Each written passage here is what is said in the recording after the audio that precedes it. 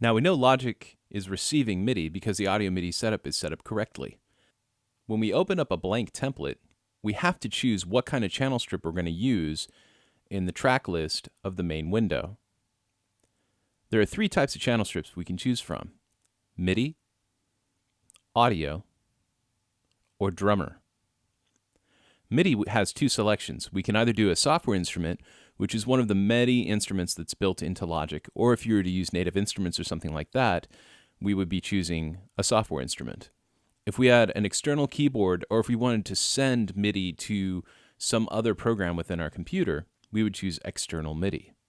For now, let's choose software instrument and hit create. It automatically loads our library on the left-hand side, and then it has a default patch, Classic Electric Piano. Now we might get kind of tired of an electric piano showing up every time we create a new software instrument. We can define whatever we want that instrument to be when we create a software instrument. I'm going to go into my legacy library, Logic, Logic Instruments, Empty Channel Strip. Down at the bottom of the library, there's a gear.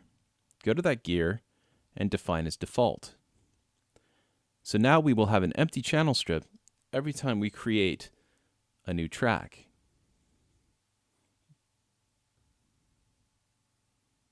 That's pretty handy. The library will automatically be trying to give us a channel strip setting of our choice. So I can go to Drum Kit and choose something like Bluebird, and not only will it load up the drum kit, but it'll load up all the associated effects that go with that drum kit. I may not want that. Maybe I want to start from just a dry instrument and add my own effects.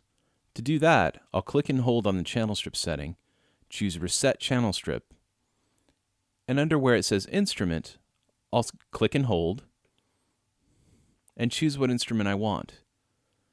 In this case, I'll choose the EXS-24. When I choose the EXS-24, the focus for our library has changed. We can tell by this blue arrow. This blue arrow, if it's up here, is looking at channel strip settings. It's going to modify the entire channel strip. If it's here, it's only looking at the presets that are available for the EXS-24. That's also going to be applied if we choose an EQ and have our library focus be on the EQ. All of these settings in the left-hand side would be applicable only to the EQ.